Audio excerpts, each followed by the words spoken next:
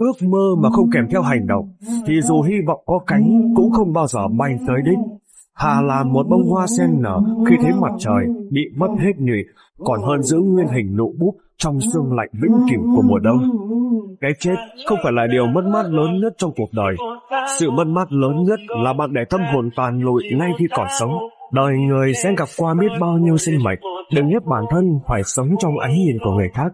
Chỉ cần một trái tim thuần khiết, bạn sẽ chẳng bao giờ phải xô nghịch bất cứ ai không hiểu bạn.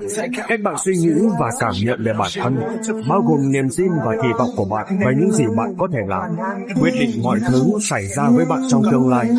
Khi bạn thay đổi suy nghĩ, bạn thay đổi cuộc sống. Cũng giống như những lời nói tích cực hoặc một câu nói hài hước đúng lúc có thể khiến ai đó mỉm cười và truyền động lực để bạn trở thành một phiên bản hoàn thiện hơn. Bạn có toàn quyền kiểm soát chỉ một thứ duy nhất trong vũ trụ này, đó là suy nghĩ của bạn.